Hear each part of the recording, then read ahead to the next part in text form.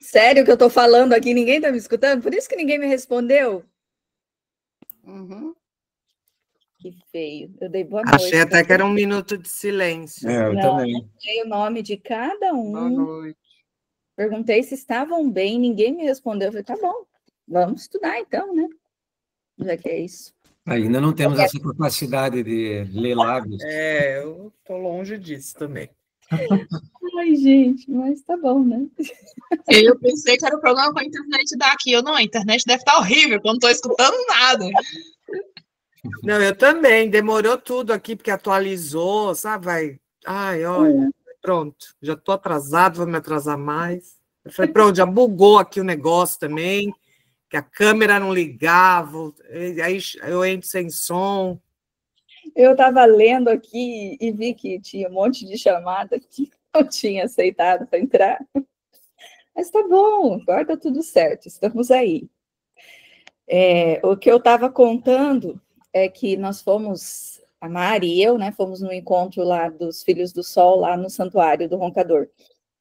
E lá é um encontro de um grupo gnóstico.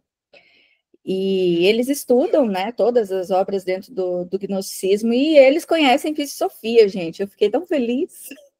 Quando eu falei que nós estudávamos Filosofia, eles, sério? Todo mundo ficou assim espantado, porque é extremamente difícil, né? E aí um dos senhores lá, que é um dos mais estudiosos, que já teve contato com o mestre ascensionado, Samael, ele falou dessa obra, que é Filosofia Comentada. E eu peguei ela aqui, baixei em PDF para a gente, e fiz também uma correlação aqui, ou não, o ChatGPT que fez, para a gente conseguindo também fazer uma associação do que ele traz, porque dizendo ele, aquele senhor lá, que Samael é mais compreensível do que a de Blavatsky, apesar deles gostarem muito da tradução de Blavatsky também, a de Samael é mais fácil para quem está começando, principalmente criando familiaridade com o dicionário gnóstico, né? Então, como nós estamos nesse processo, aí eu optei por pegar os dois aqui para a gente ir fazendo um comparativo, mas sempre buscando a mesma proposta, né? Não um entendimento cognitivo do que foi e o que não foi, mas aquela análise macro e microcosmos para a gente ir podendo trazer para a vida, certo? E aí eu fiz um compilado e coloquei ali naquele documento que está lá no grupo, se alguém quiser ver, e aí abaixo eu coloquei também o PDF do livro. O livro na íntegra, que eu confesso que eu não tive nem tempo de pegar e de ler, só o conteúdo de hoje, que eu tentei dar uma pincelada, assim, para a gente não vir muito cru para ele. Certo? Então, quem quiser depois utilizar tanto um quanto o outro para me ajudar aí na análise, fica à vontade. Mari, tá bem? Marcos não vai vir hoje? Vai, eu vou ligar, acho que ela esqueceu, eu vou estar lá atrás, eu já vou ligar para ela. Tá bom.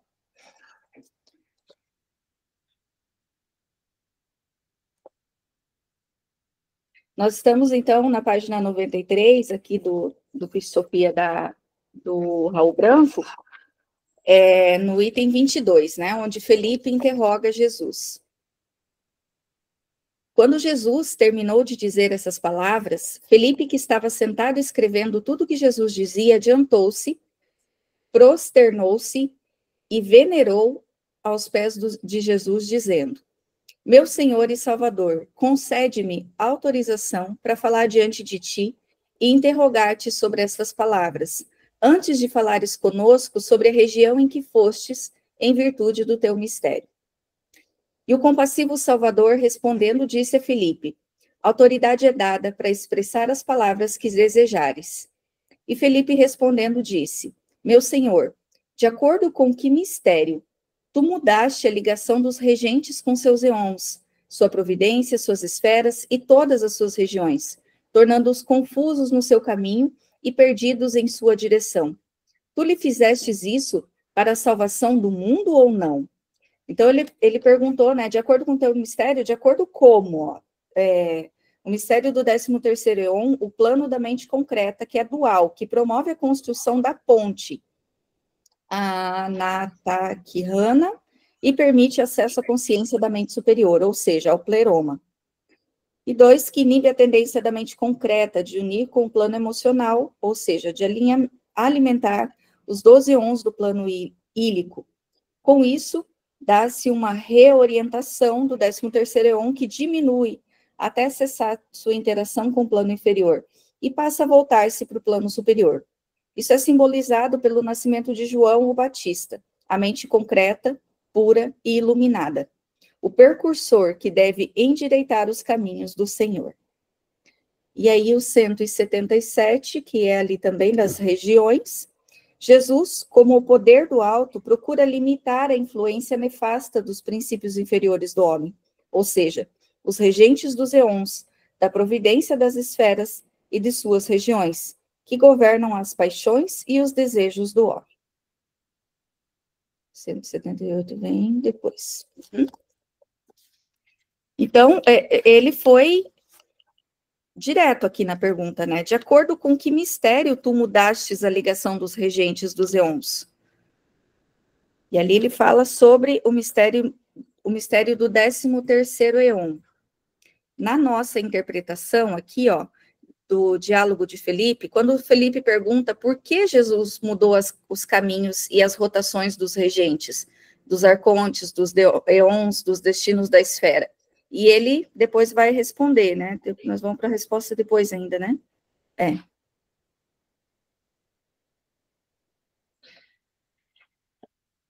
Tu fizestes isso para a salvação do mundo ou não? E vamos para a resposta de Jesus, então.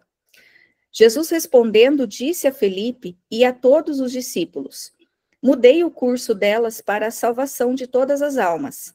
Amém, amém. Digo-vos, se não tivesse mudado o seu curso, grande número de almas teria sido destruído e teria gasto muito tempo, se os regentes dos eons e os regentes da providência, da esfera e de todas as suas regiões, de todos os seus céus e seus eons, não tivessem sido frustrados.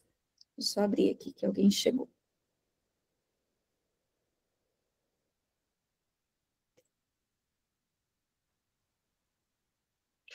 As almas teriam continuado muito tempo aqui fora, e o término do número de almas perfeitas teria sido atrasado. Almas que deverão ser contadas na herança do alto, por meio dos mistérios, e deverão se encontrar no tesouro de luz.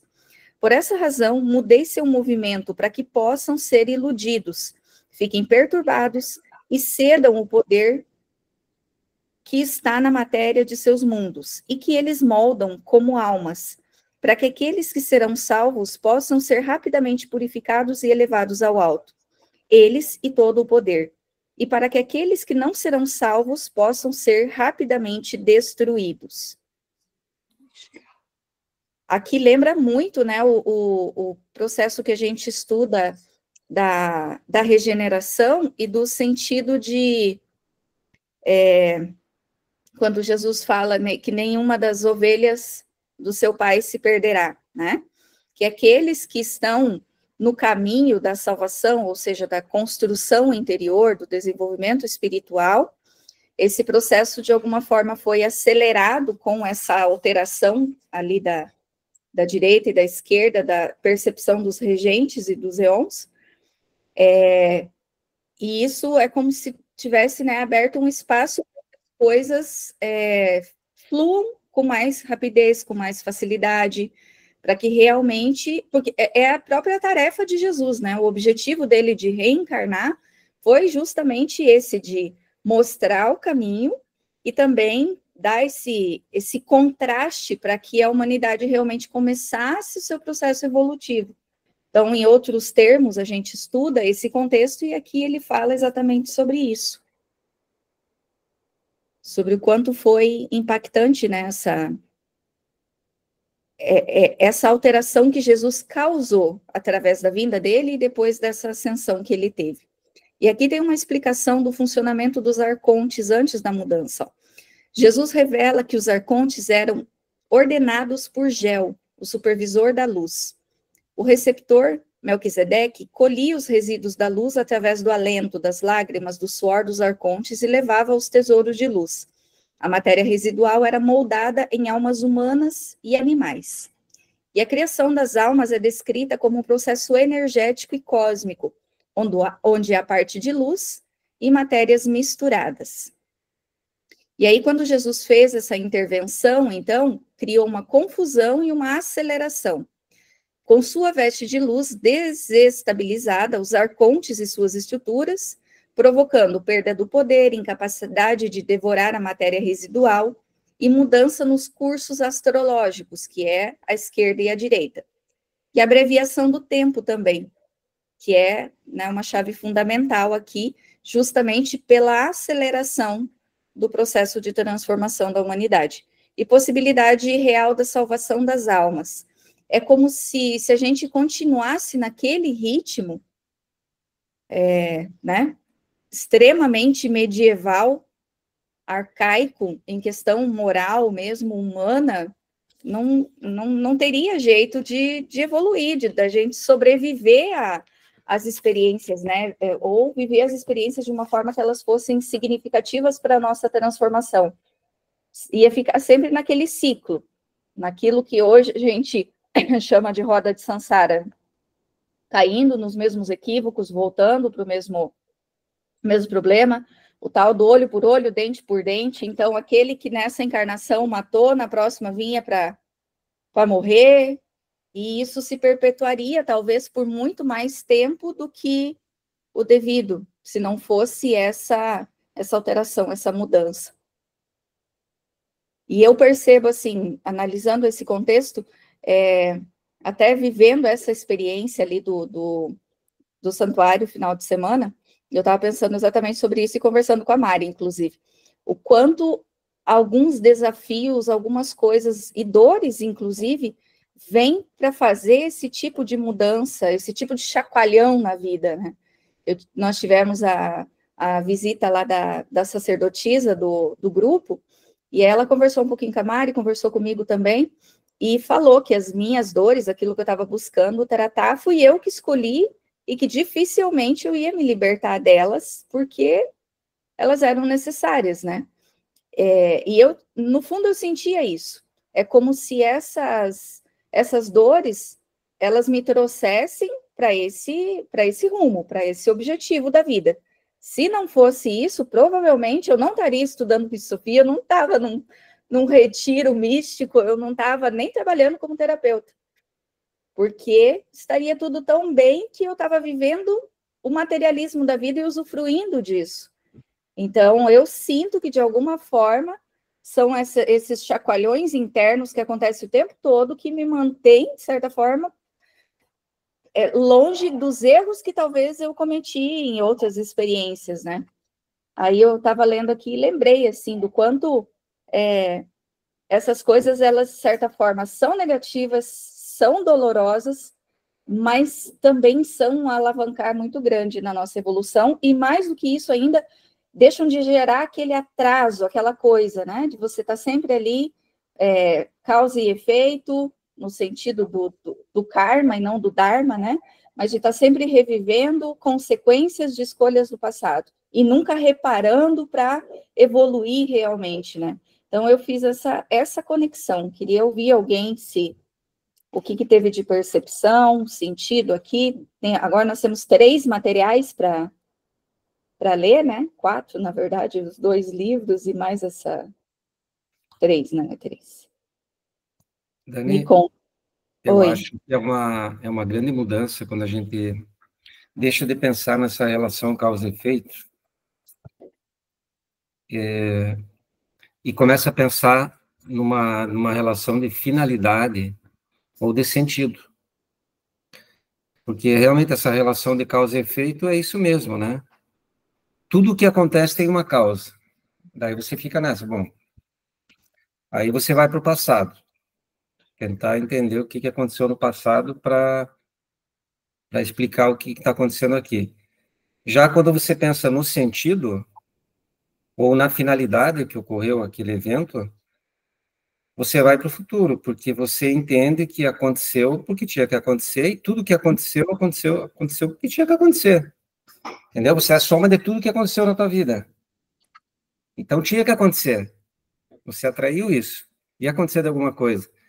Então, essa relação causa e efeito, ela perde um pouquinho o sentido. Ela serve para explicar algumas coisas, né? Mas ela não explica tudo. E a finalidade, o sentido da experiência, ele explica muito mais, né? Então, eu acho assim, eu acho que é uma evolução mesmo na maneira de pensar, né? E olhar a vida. Muito interessante isso. É a diferença do porquê e do para quê, né? Se eu fico no porquê, eu fico no looping ali da causa e efeito. E se eu busco o para quê, eu projeto o propósito que aquela experiência pode ter na minha vida e onde ela pode me levar, né? É isso mesmo. Profundo isso, hein? Não é? E você para de reclamar do passado, né? Sim. Aí você para de reclamar do passado e não busca mais esse motivo, porque eu acho que nem tudo tem motivo no passado. Nem tudo, senão não teria lógica. Você cai naquele looping lá que você falou, né? Então, algumas coisas acontecem para que você tenha experiência. E talvez não tenha origem no passado. Talvez, se você vai passar uma experiência agora não sei, de um acidente, não é porque aconteceu alguma coisa no passado que você tem que passar pelaquela experiência, né? Você vai atrair uma experiência que te leva para um caminho que é interessante para o teu desenvolvimento. E talvez não tenha nada a ver com o passado. Não seja resgate, não seja karma, não seja nada disso. Talvez a própria construção do momento, né? Um aglomerado ali de uma condensação de alguma vibração do agora mesmo, né? Que gerou, que abriu aquela possibilidade, aquele campo. Exatamente.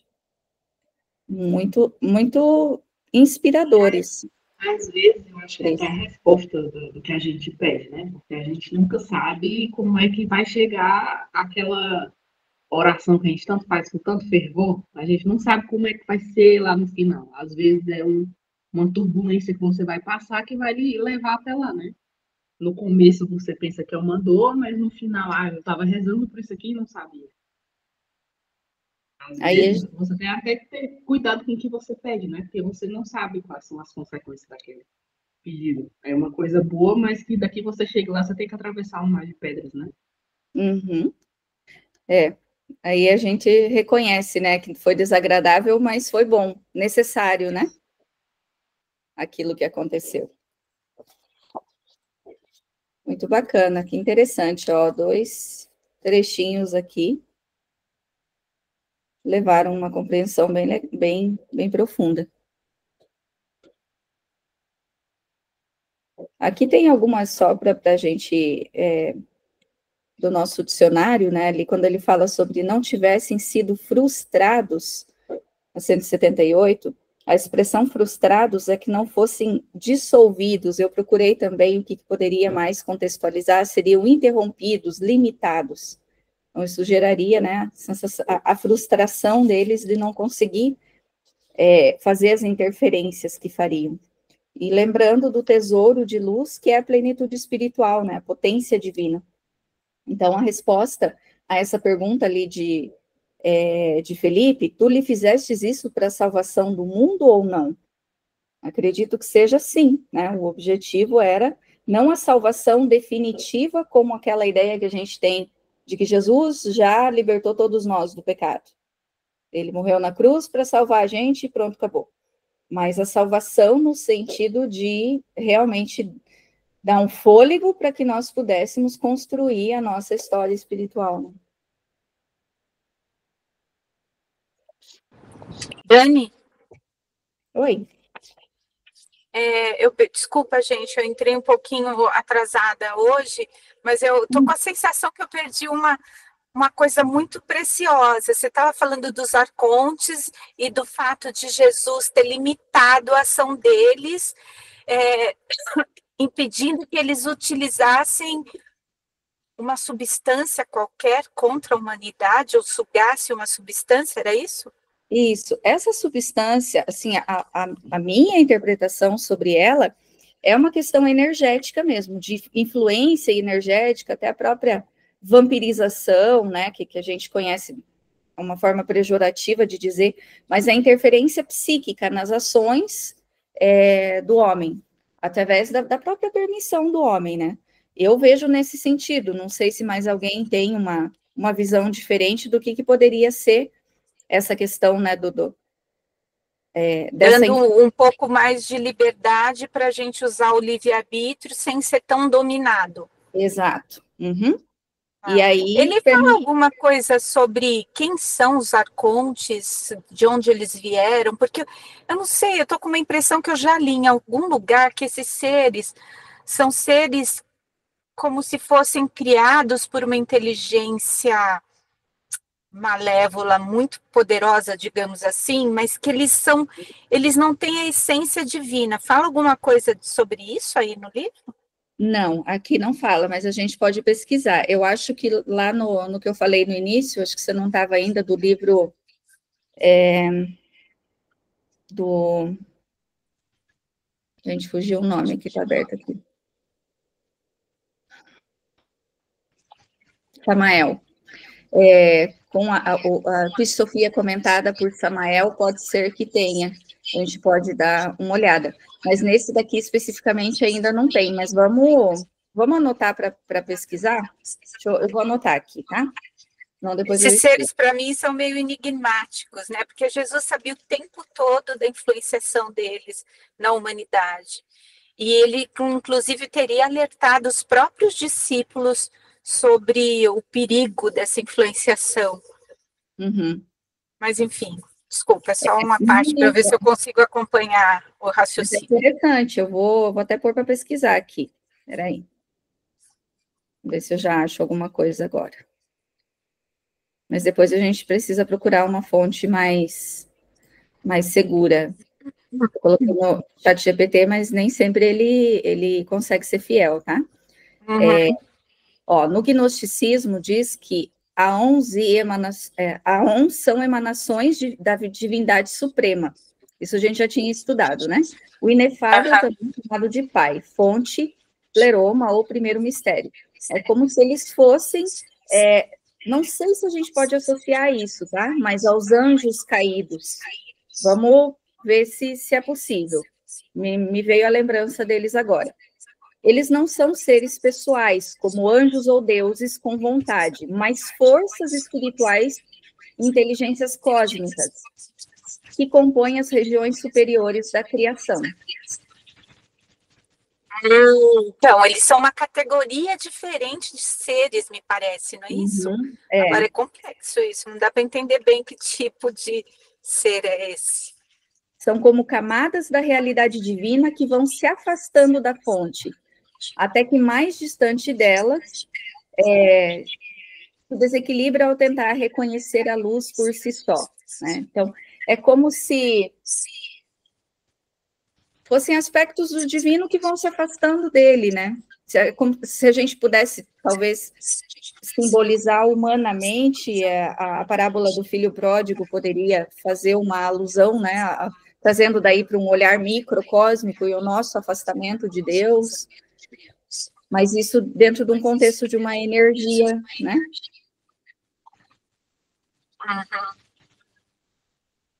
A ons pode significar o tempo, era o ciclo, isso a gente também já tinha visto. O tempo cósmico, né? Sim. Eu vou pegar isso daqui e pôr lá no nosso material. Aí tem mais aqui, ó. Arcontes são regentes dos mundos intermediários e inferiores, criados fora da harmonia da luz, especialmente após a queda de Sofia. São seres intermediários que habitam os eons, né, que é o próprio tempo, os eons mais baixos, os planos astrais e mentais, distantes da luz verdadeira. No gnosticismo, eles são muitas vezes identificados como fabricantes do mundo material. Acho que aqui ele deu uma simplificada ainda. né? Acho que agora deu para ficar um pouco mais claro. Como se eles fossem uma outra categoria de criação. Por exemplo, como são os devas, é uma evolução paralela, mas eles são para a sombra, né? Não sei nem se eles evoluem, ou se eles são emanados por forças negativas e só ficam agindo nesse terreno. Eu não sei se eles são consciências ou são energias, essa é a minha dúvida. Eu acho que porque a consciência, teoricamente, toda consciência deveria evoluir. Ainda que se demore na sombra, precisaria evoluir em algum momento, porque é um determinismo divino. Agora, se eles não são consciências, apenas energias, aí não, né? Como a gente pode fazer, está sempre buscando essa associação do macro e do micro, fica nessa questão, para mim, fica uma incógnita disso, né? Se a gente pode, de certa forma, personificar, ou é uma energia. Mas dentro da nossa categoria, do microcosmos, é como se a gente pudesse comparar eles com o ego, com a vaidade, com o orgulho, com os movimentos nossos egóicos, sabe? Ou até um olhar kármico, de certa forma. É como se fosse um aspecto nosso que se afasta de Deus, que se afasta dos princípios essenciais, e aí vai se perdendo nessa energia da maldade, da vaidade, do orgulho. Agora, dentro de uma perspectiva macro, eu não sei se, né, dizer nesse sentido que você perguntou. Eu tenho a impressão, me dá a sensação que é como se fossem seres, né? Ainda mesmo que ali disse que não, me traz a sensação de um comparativo com os anjos caídos, por exemplo.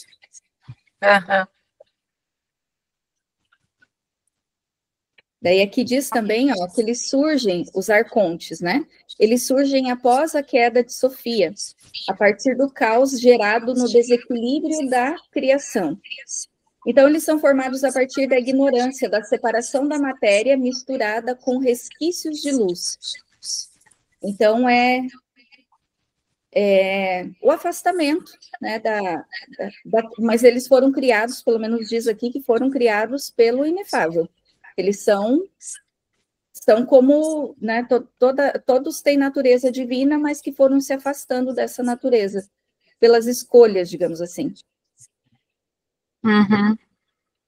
E aí, tem uma visão geral aqui, terapêutica, que eu acho bem interessante, ó. Os aeons são a parte elevada do nosso ser, os nossos níveis de consciência, olhando do microcosmos, né? A intuição superior, a elevação consciencial. E os arcontes são as programações mentais, as crenças, os traumas, o ego, a estrutura que impede a alma de lembrar a sua origem. Aquilo que a gente estuda bem na psicologia transpessoal, né? Essa divisão entre a consciência e o ego. É como se fosse o adulto e uma criança. Ou o servo e o superior, né? Alguém que governa. Só para a gente conseguir fazer uma alusão.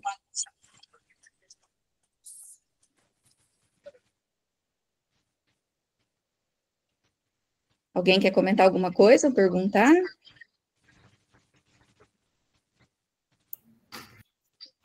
Então, ele tem aqui como a função dos arcontes são vistos como forças governantes que impõem limites à experiência humana e obscurecem a verdade espiritual. Então, quem cria... no gnosticismo, os arcontes são entidades divinas, os seres celestiais, geralmente considerados como construtores do mundo material. Eles são vistos como forças governantes, muitas vezes associadas ao demiurgo. O demiurgo é aquela entidade que organiza o caos, né? Na verdade, ele cria o universo, a entidade que criou o universo físico. Os arcontes são frequentemente vistos como obstáculos para a compreensão da realidade espiritual e a ascensão do espírito. E na visão gnóstica, os gnósticos acreditam que o mundo material é uma prisão, e os arcontes são os guardiões dessa prisão, impedindo que os seres humanos alcancem o conhecimento do Deus verdadeiro. É tipo os dementadores do Harry Potter. Me parece uma visão micro que arconte é a sombra. Aham. Que não pode conhecer o mesmo. A sombra, É o o ego. exato, é o que fica ali no escuro. E não significa que esse aspecto não seja divino. Ele só está desatuante, né? E quando ele evoluir por si só, ele deixa de ser isso para se tornar luz. A escuridão, ela vai se tornando luz, mas não é a escuridão que deixa de ser luz, é o processo, que a escuridão vai ser sempre a escuridão, mas ela vai deixar a escuridão para se tornar luz. Alguma coisa nesse sentido, eu acho. Continuamos? Maria de novo. Deixa eu comentar uma coisa com vocês. Eu acho que a Maria me lembrar, se eu esquecesse. Lá onde a gente foi, no Santuário Gnóstico, eles têm é como se fosse também uma... Chama... Como é que era? Vou olhar aqui o nome. É um lugar, né? Faz parte do santuário também, dedicado a Jesus e a Maria Madalena. Eles estudam muito, trazem muito essa proposta de Maria Madalena como uma sacerdotisa também, como uma discípula que né, viveu, uma ermida, que foi dedicada à Pedra Bruta, né, que foi dedicada a Jesus e a Maria Madalena. E aí eles trazem essa proposta de uma conexão muito profunda de Jesus com Maria Madalena, tanto que em várias passagens, inclusive em Sofia, ele fala, né, da perfeição das perfeições e tudo, sobre a relação sublime que eles tiveram, né, uma relação sublimada por Maria Madalena, já está nesse grau de percepção. Inclusive, lá eles fazem uma associação de Sofia com Madalena. É como se Jesus fosse, né, o próprio Jesus, que é representado lá simbolicamente, e Sofia, que a gente simboliza com o ego ou com a infância espiritual de Jesus, que a gente pudesse associar também com Maria Madalena. Achei uma forma interessante de ver, não deixa de ser uma ramificação, né, que não tem certo ou errado, mas é uma perspectiva. Então, Maria interroga outra vez. Quando Jesus acabou de dizer essas palavras a seus discípulos, Maria, bela em seu discurso e abençoada, adiantou-se, caiu aos pés de Jesus e disse: Meu Senhor, permita-me falar diante de ti e não fiques enfurecido comigo, se a miúde te incomodar questionando-te. O Salvador, cheio de compaixão, respondeu a Maria: Fala o que quiseres e te responderei com toda franqueza. E Maria, respondendo, disse: Meu Senhor, de que maneira as almas serão retardadas aqui fora e de que forma serão rapidamente purificadas? Então, ela perguntou como é que vai ser esse processo, né? De que maneira isso tudo vai ser retardado e como essas almas vão ser purificadas, então. E Jesus, respondendo, disse a ela: Falaste bem, Maria, fizeste uma excelente pergunta e buscas luz sobre todas as coisas com segurança e precisão. Agora, portanto, a partir desse momento, não esconderei nada de ti, mas te revelarei todas as coisas com segurança e franqueza. Ouve, então, Maria, e prestai atenção, todos vós, discípulos. Antes de eu proclamar todos os regentes dos eons, da providência e da esfera, eles estavam confinados em seus veículos, em suas esferas e em seus selos, como eu, o supervisor da luz. Havia-os confinado desde o princípio. Cada um deles permaneceu em sua ordem, e cada qual prosseguiu, de acordo com seu curso, como eu, o supervisor da luz, havia estabelecido. Aqui o 179. A função de eu e de Melquisedeque são inusitadas, insinuadas aqui. E eu, como primeiro homem, ou Adão primordial, tá? É supervisor da luz, pois como Manu, da primeira grande raça raiz, é o representante do inefável no processo de criação da humanidade. Então, e eu é esse representante, né? E quando chegou o momento do número de Melquisedeque, significa o início da quinta grande raça raiz, da qual esse grande ser é o Manu e, portanto, faz jus ao título de depositário ou herdeiro da luz, que ele recebeu e está transmitindo à raça atual, que é a quinta, que somos nós, né? A doutrina secreta postula que o propósito da quinta raça é o desenvolvimento da mente, assim como o da quarta raça foi o desenvolvimento das emoções e da terceira foi o aperfeiçoamento do corpo físico. Melquisedeque, portanto, retira o que está purificado da luz de todos os regentes dos eons e providencia e da esfera, da providência e da esfera, ou seja, dos aspectos emocionais e físicos do homem, para que a humanidade possa acelerar o seu processo evolutivo.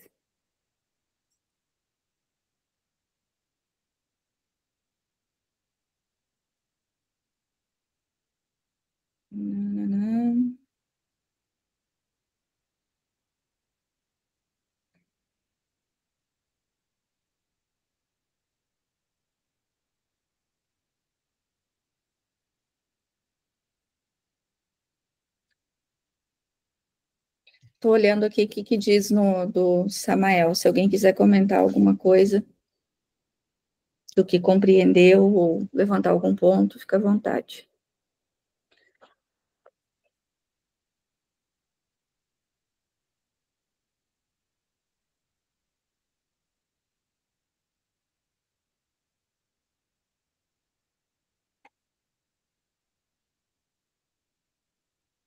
Ele é bem mais poético, assim.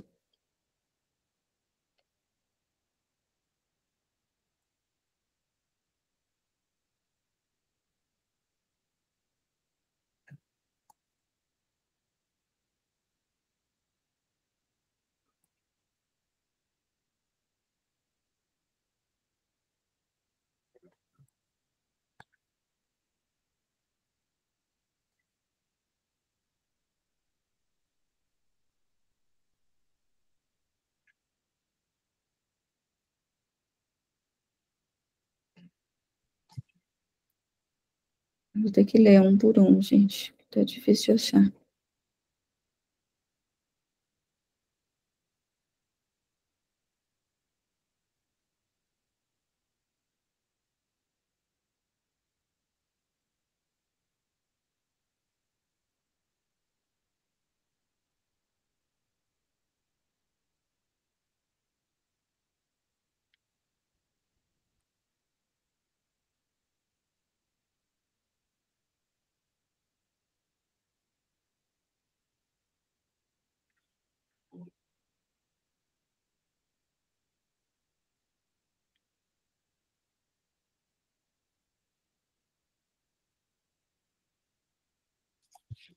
Isso significa modo algum possuem cristalização três forças, somente os poderes, os mistérios da magia, terceiro Eon, a divina mãe Kundalini.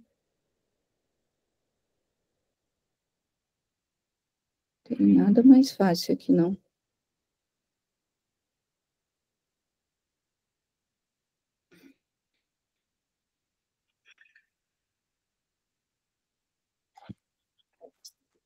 Vamos aqui.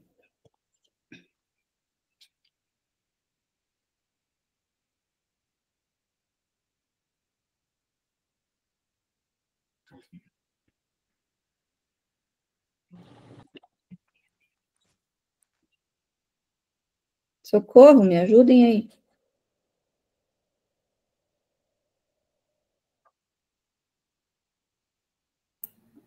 Eu acho que tem que deixar de tarefa de casa isso aqui, porque está complicado.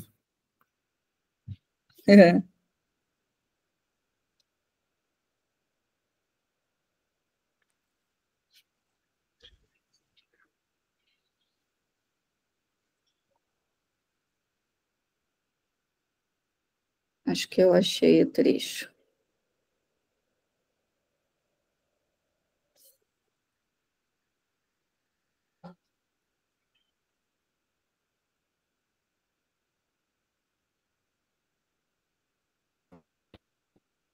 Não.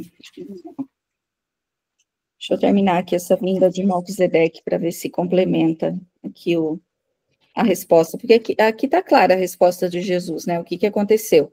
Antes de eu proclamar todos os regentes da providência e da esfera, eles estavam confinados em seus vínculos, e suas esferas em seus selos, como eu, o supervisor da luz, havia confinado desde o princípio. E cada um deles permaneceu em sua ordem, e cada qual prosseguiu de acordo com seu curso, como eu, o supervisor da luz, havia estabelecido. Ele quis afirmar, né, que estava como tinha sido ordenado. As funções de eu e Malquisedeque são insinuadas, esse aqui a gente já leu, 179. E quando chegou o momento do número de Malquisedeque, que é o 180 ali, o grande depositário da luz, esse veio em meio dos eons e de todos os regentes que estão confinados na esfera e na providência, e retirou o que está purificado da luz e de todos os regentes dos eons, da providência e das esferas, pois retirou aquilo que os levava à agitação, colocou em ação o acelerador, que o acelerador seria aquele processo de consciência, né? Deixa eu ver aqui, 181. O acelerador referindo-se à mente, o princípio fundamental a ser desenvolvido pela quinta raça, da qual Malquisedeque é o Manu. Talvez Manu seja o responsável, né? O dirigente. Então, ele foi lá e colocou em ação esse acelerador dentro desse movimento ali, né? Retirou aquilo que levava eles à agitação, que é agitação muito mais um movimento instintivo, né? Que está acima deles e fez com que escutassem seus círculos rapidamente. E ele, Malquisedeque, levou os poderes que estavam neles, que eram os regentes, o sopro de sua boca, as lágrimas de seus olhos e o suor dos seus corpos. O que isso significa?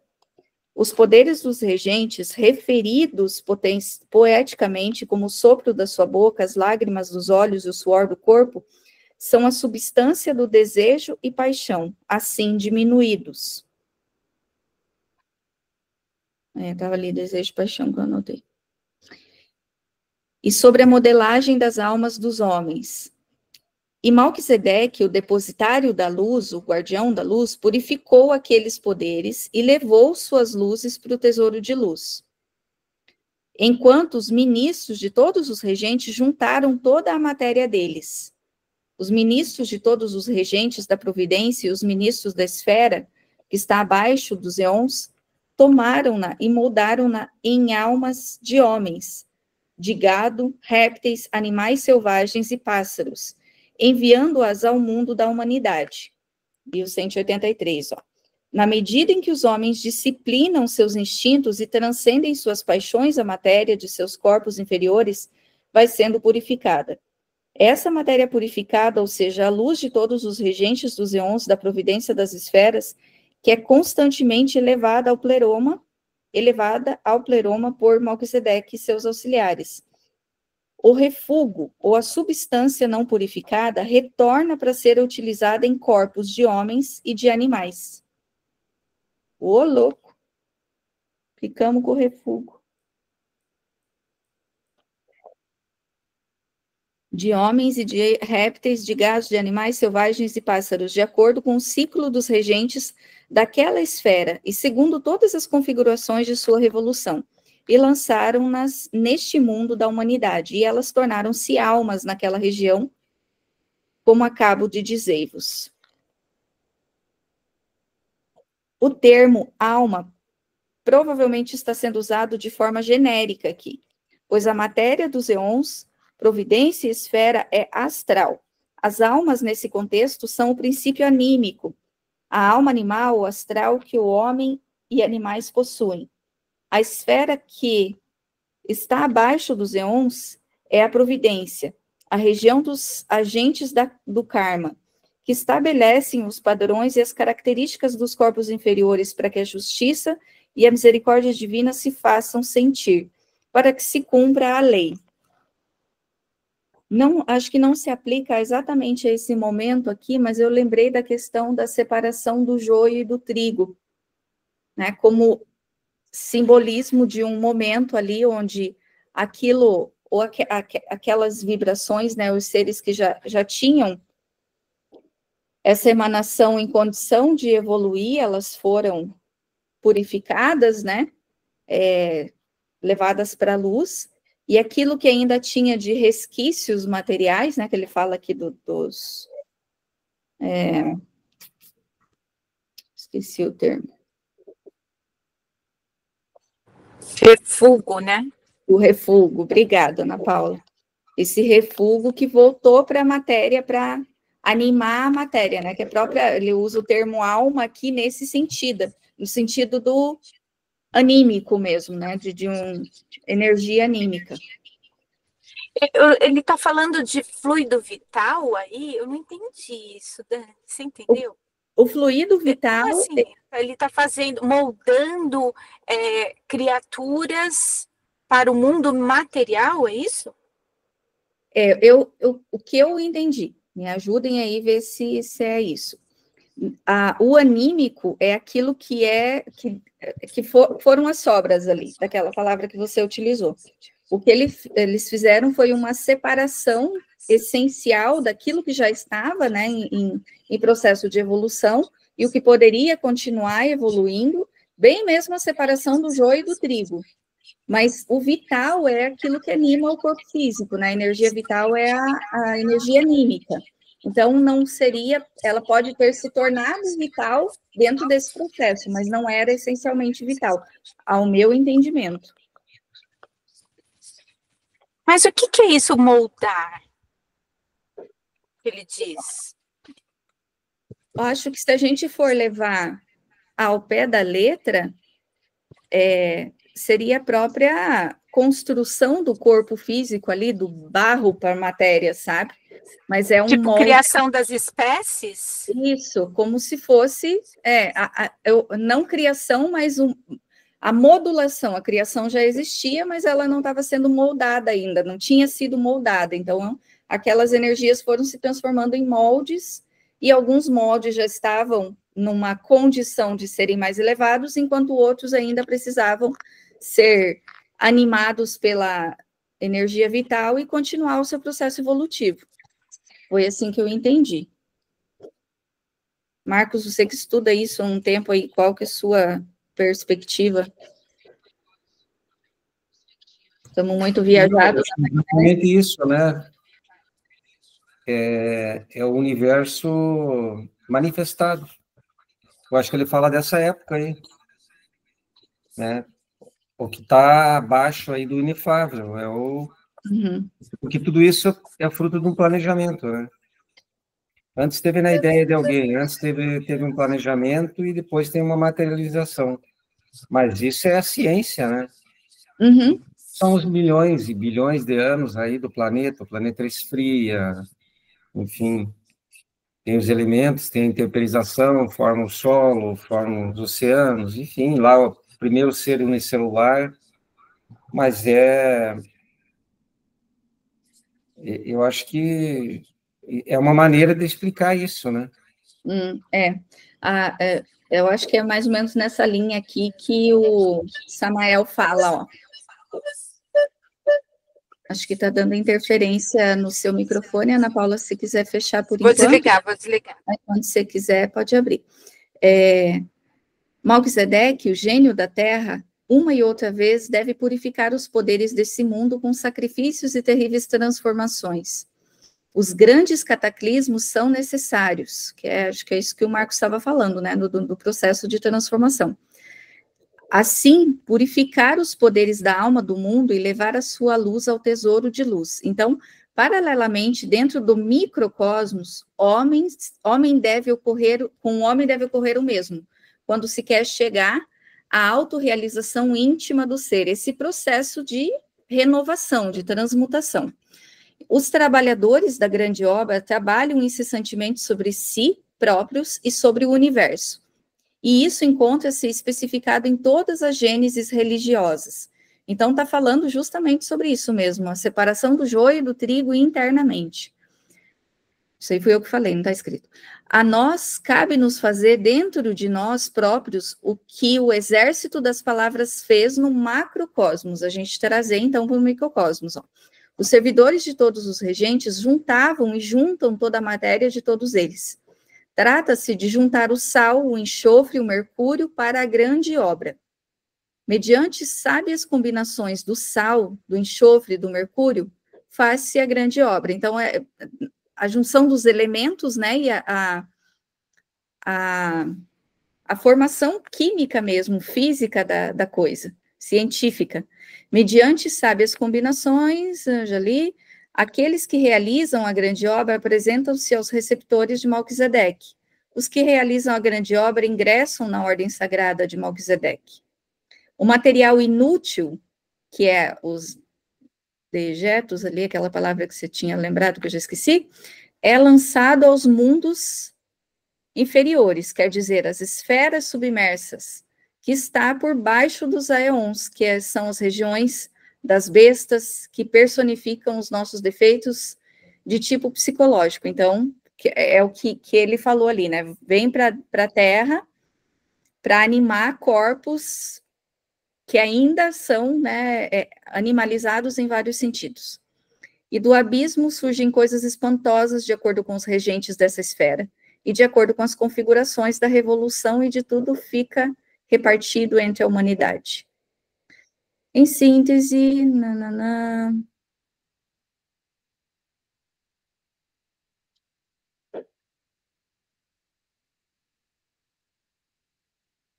eles podem moldar o material inútil que cai na esfera por debaixo dos aeons, que é o molde, né?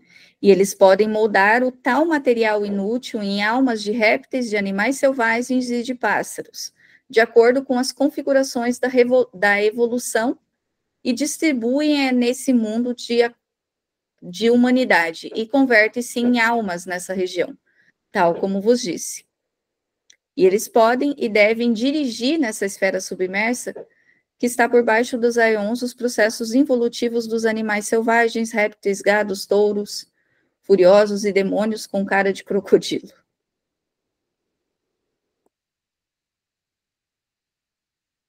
Isso realizavam eles continuamente antes que o seu poder fosse diminuído e se desvalecesse, e sentiam-se exaustos e sem energias. E o poder começou a cessar neles, de maneira que ficaram esgotados de poder, e a sua luz que estava na sua região cessou, e o seu reino foi destruído, e o universo rapidamente ascendeu. Ocorreu que, quando compreenderam isso, e quando o número de cifra de Melquisedeque, o receptor da luz, teve lugar, ele teve que sair de novo e entrar no meio de todos os arcontes do destino das esferas, e o pôs em agitação, e rapidamente os fizeram abandonar os seus círculos. E desde então viram-se constrangidos a procurar o poder fora deles, fora do alento das suas bocas, das lágrimas dos seus olhos e do suor dos seus corpos.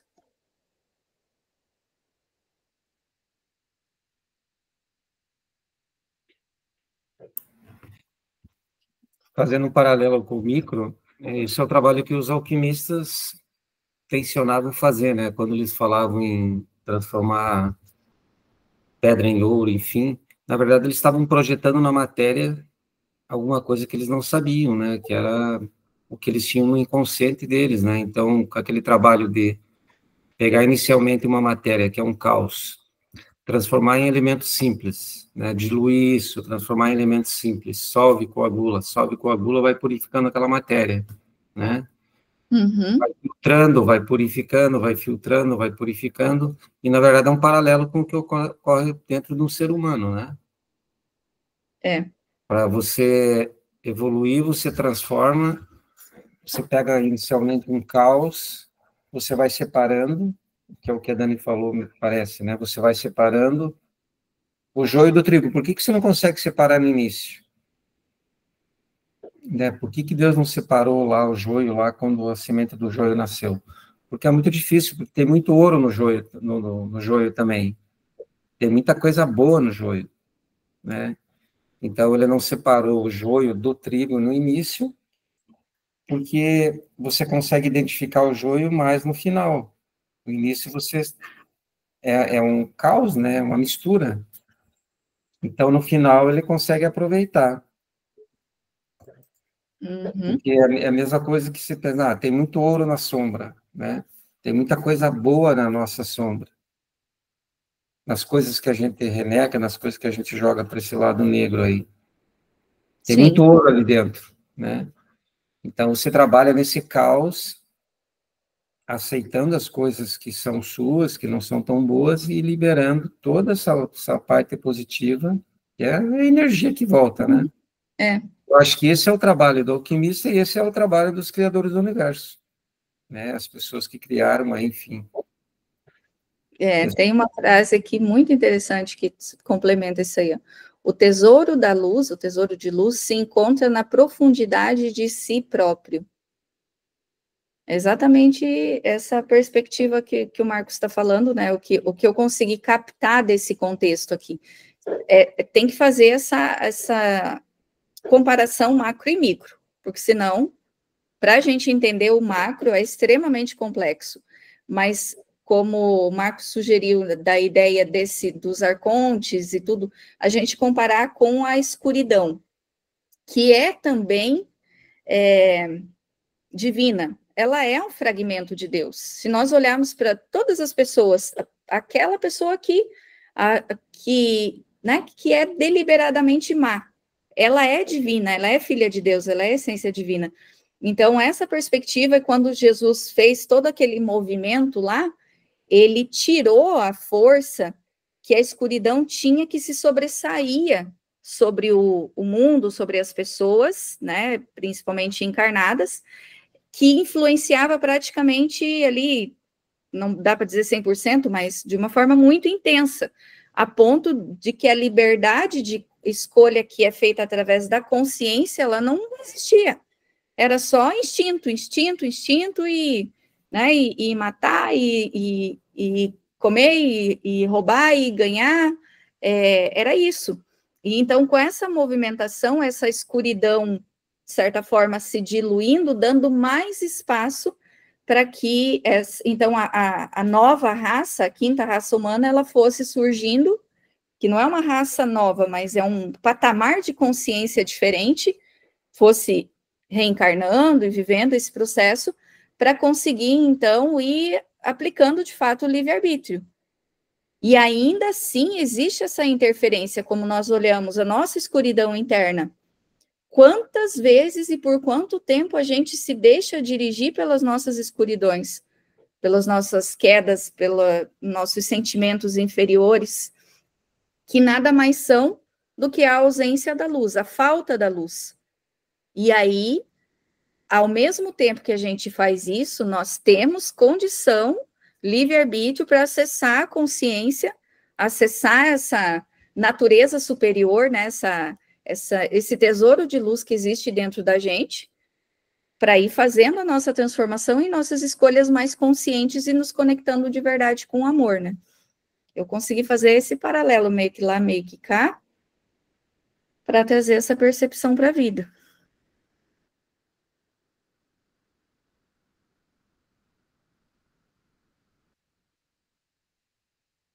Porque imagina se a gente tivesse ainda totalmente vulnerável, e assim, é gradativo, né? Porque grande parte da humanidade ainda vive pela escuridão e para a escuridão. Mas, como é gradual e é uma construção, isso já desde esse período, macrocosmicamente, já começou a abrir-se essa possibilidade, então, da evolução através da quinta raça, né? E eu acho muito interessante citar aqui a quinta raça. A gente estuda muito dentro do processo ufológico, inclusive da vinda de seres de outros planetas que, não em condição moral mais evoluída, mas em condição psíquica, intelectual, de criar transformações e de ir evoluindo, né? E essa quinta raça, ela é muito falada dentro da visão ufológica. E nós somos, né? Nós somos extraterrestres. O nosso processo evolutivo, talvez ele não tenha começado aqui na Terra, a gente já vem de outras jornadas aí, talvez nós fomos os exilados de Capela e de outros lugares por aí.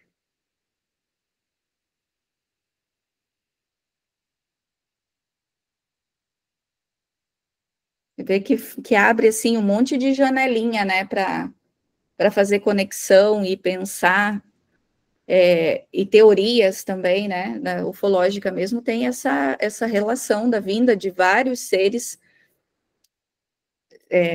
de vários espíritos, né, reencarnando no planeta Terra, que eram,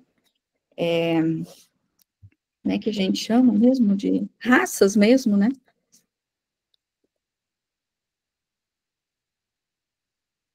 E que, obviamente, a gente ainda tem muitos erros, mas nós já não vivemos mais uma era medieval, pelo menos não deliberada, né?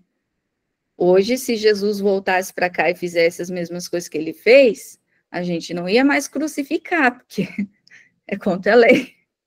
Mas talvez a rede social fosse cair matando. A gente fosse apedrejar com a língua, com outras coisas, né? Mas já não tem mais a maldade ali deliberada, né? Aquela coisa do gosto pelo sangue, pela dor do outro. O julgamento seria um pouco diferente.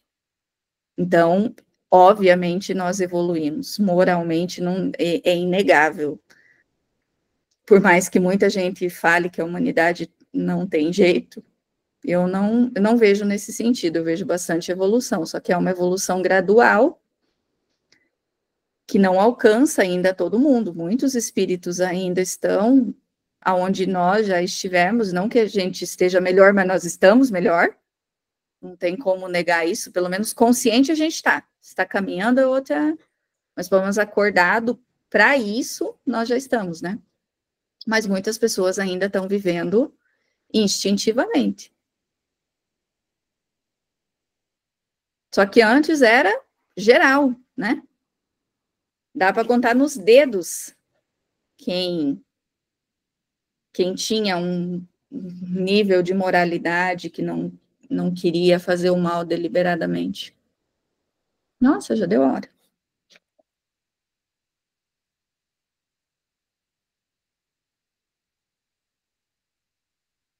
Eu fiz uma anotação aqui, não sei de onde, que diz que a relação entre o divino e o material, apontando para um sentido de ordem e de propósito em meio a diversas energias espirituais. E aí foi se começando a equilibrar, né? Pelo menos abrir espaço para esse equilíbrio. Alguma dúvida?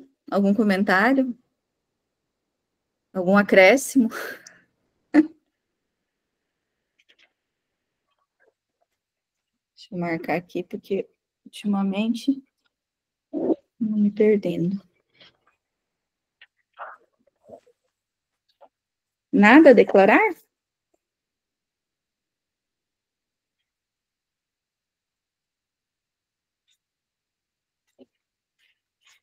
5/5. Então tá bom, né? Dessa vez meu microfone não tá fechado.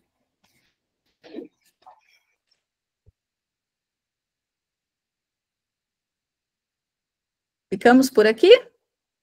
Depois, se alguém quiser olhar lá no livro do Samael, na página 40, tá? É onde nós estamos. E aí eu fui colocando algumas coisas ali, aquilo que a gente estava conversando sobre os arcontes, de onde vêm, quem são, o que comem, como vivem, essas coisas todas, eu coloquei ali na... Eu estou viajando, né? Só queria deixar registrado. Eu até fechei a câmera, porque eu comecei, eu falei, meu Deus, vou começar a fazer umas caretas aqui, não precisam ver. Mas compreendeu num contexto geral ou nada? Não sei, tô na dúvida, tô com diversas dúvidas, assim. Não, é geral, né? Mas é um geral que a gente meio zoado, sabe? Tá tudo. É isso. Tipo, que gente doida, É. fora da casinha. É, dependendo de quem escuta nossas conversas aqui. É. Quem que falou? Foi a Conceição que falou uma vez que não estava entendendo nada? No Acho que grupo? foi, ela colocou no grupo. Não, eu me identifiquei muito com você, Conceição. Tem horas que eu falo, o que eu estou fazendo aqui, gente? Coisa. Tá muito além do meu. Mas Mas vamos. Não, vamos até o final. Agora tem outro para comparar. Obrigada, Dani. Isso é um você, processo, assim, né? Viu, Daniela? Isso é o processo do caos. Você está no caos. Estou muito. Então, Tipo, aqui que vai subsolo do separar, caos eu tô. aqui que vai separar os elementos. Daí você vai organizar da tua maneira de ver, né? Se eu Mas ficar aqui muito para trás, vocês me buscam lá, tá? Você joga uma cordinha. Já somos um grupo aqui que eu conto com a ajuda de todo. Nem Conceição, né? Mas, Dani, eu compartilho da mesma percepção. Não significa que eu estou tentando interpretar aqui, mas ainda não é uma coisa nem sentida, nem não é fácil, não. Mas eu sinto também que é uma forma da gente evoluir, porque muita coisa, se nós chegamos até aqui, se minimamente a gente tem um pouquinho de interesse, é porque o que nós passamos já também já chegou. Eu sei. Não, esse fim de semana estava minha família aqui de São Paulo e meu cunhado começou a fazer cursos de apometria. Putz, aí já é um outro departamento também, que aí interliga tudo, aí eu já fico querendo saber.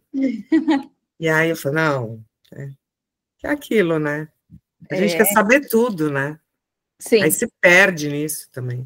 Exatamente, mas é uma curiosidade aguçada que a gente tem que ir aprendendo a dosar para ela não é ruim, mas também compreender que não é porque a gente ainda não entende que nós não estamos prontos para aprofundar, e minimamente ir sentindo. Se a gente pega 1% do que estudou aqui hoje, por exemplo, aqui nesse material que eu tinha feito, tem um negócio bem legal aqui, ó.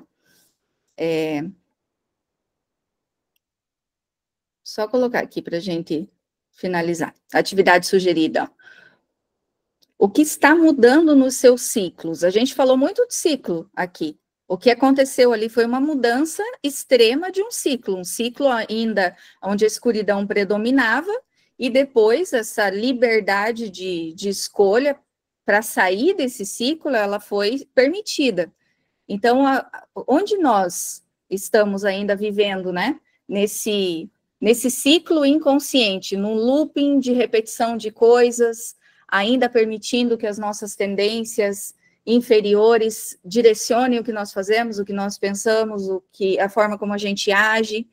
Então, o convite pode ser esse, ó. O que em mim está acelerando? Até eu acho que o que o Marcos falou lá no início da causa e efeito, isso, às vezes a gente é colocado em situações para ver se desperta alguma coisa que ainda está faltando na gente, né? Seja, sei lá, alguma virtude que aí precisa... Que padrões pareciam inquebráveis e que hoje a gente está começando a ceder, né? E isso aqui é uma ruptura. Fazer um estudo, buscar um conhecimento como esse é uma ruptura. É algo que nós estamos quebrando, que às vezes antes, internamente, nossa, parecia tão distante, ainda parece distante, mas pelo menos é um primeiro passo, né? Então, o que em mim está e o que eu posso estar acelerando no meu desenvolvimento, na minha transformação, no despertar da minha luz, né? Que dor que me levou para isso? Porque tudo aquilo, a escuridão é uma dor. essa consciência é extremamente importante, que é o exemplo que eu dei lá no início, que para mim, assim, é uma das coisas que eu vou levar hoje. Para que luz essa dor está me conduzindo, a dor que eu vivo e que, de certa forma, igual o Marcos falou, a gente sai da revolta, da não aceitação, e você sai do por que isso? Por que, meu Deus? Por que eu sofro tanto para quê? Qual é o objetivo? Qual é o propósito? O que eu posso aprender? O que eu posso desenvolver a partir dessa dor? E isso é uma ruptura, é uma transformação. Onde reconheço Cristo em mim mesmo, em meio às minhas quedas. Porque daí, né, não dá para a gente voltar. Nós chegamos nesse patamar de percepção, como a Dani falou, como a Conceição disse, como eu me sinto também. É como se a gente, puxa, caramba, eu não sei nada, não evolui nada, não saí do lugar. Como não? Então, essa percepção também é muito importante a gente ter. E reconhecimento do quanto a gente está, pelo menos, se esforçando para sair daquele looping lá de causa e efeito, né? Isso tudo é consciência, gente. Isso é despertar. E é tudo extremamente importante e valioso demais, ao meu ver. Coisa que grande parte das pessoas ainda não está fazendo. Ainda vive a religiosidade externa, né? Da porta para fora. Ainda é muito instintivo, muito julgadora, centralizada demais nisso. A gente, pelo menos, está tentando julgar com um parâmetro mais elevado. Julga, né, do nosso jeito, mas vamos pegar pelo menos um trechinho ali de alguma coisa para levar a gente para outro lugar. Isso. Então, fiquem aí pensando, refletindo, assistam a gravação, pensem de novo, leiam lá o que o Samael pensa sobre isso, e assim nós vamos indo. Tá bom? Tá bom. Beijo, turma. Beijo. Tchau. Tchau, tchau. Tchau.